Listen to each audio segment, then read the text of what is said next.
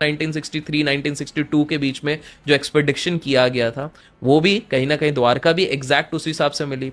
चलिए, आप में से कुछ लोग बोलोगे कि लेकिन ये तो वेद व्यास ने हो सकता है कविता लिखी होगी। अब ध्यान से सुनिए, वहां पर उस समय पे कोई लेखक अगर लिखता था, अगर किसी को कविता लिखनी, क्योंकि कविता में हम बहुत चीजें बढ़ा देते हैं ना, क्योंकि ब्यूटिफाई करना रहता है, तो वो महाकाव्य बोल सकते थे, महाकथा बोल सकते थे। उन्होंने लिखा इतिहास, इतिहास एज इट इज, मतलब it just happened like that. Correct. वो अदरवाइज इतिहास क्यों लिखते हैं? और कोई व्यक्ति इतना फ्री हो सकता है? देखो, हैरी पॉटर में भी गिनती के 20-30 कैरेक्टर है, बाकी सर हजारों कैरेक्टर्स है भाई, यहाँ पे पूरी फैमिली ट्री बनी है।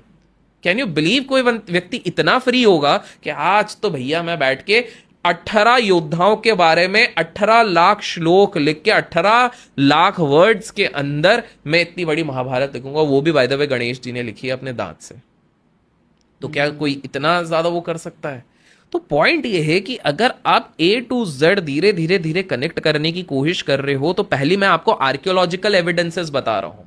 चलो मैं आपको एक और बताता हूं, जो शायद अब बच्चे लोग भी रिलेट करें और उनके माता पिता भी रिलेट करेंगे। जब आप आंध्र प्रदेश जाते हैं या कर्नाटका जाते हैं, या एक और जगह है अहोबिलम, ठीक है, तो यहां पर आप जब जाते हैं तो यहां पर करीब करीब 10 प्रमुख टेम्पल हैं।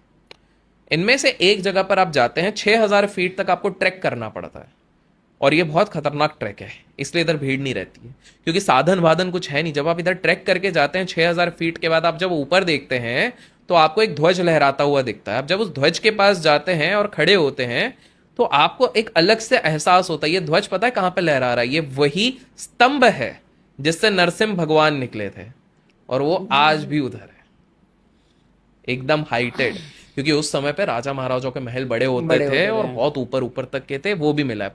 वहीं पर एक और इंटरेस्टिंग मंदिर है, मैं लोगों को चाहूंगा कमेंट्स में आप नाम बताइए गूगल करके कि वो नाम क्या है। एक मंदिर है जहां नरसिंह भगवान की एक बहुत ही मिस्टिकल चीज होती है। वहां पर पता है क्या होता है? सबसे पहली चीज, वो मंदिर साल में केवल एक बार आप मंदिर जा सकते हैं, प्रभु के दर्शन साल में सिर्फ एक बार होते हैं। क्यों? क्योंकि नरसिंह भगवान का तेज इतना है, एनर्जी इतनी है कि आम इंसान उसको सह नहीं पाएगा।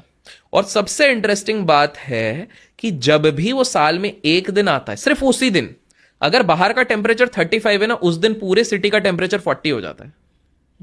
ये कैसे हो रहा है?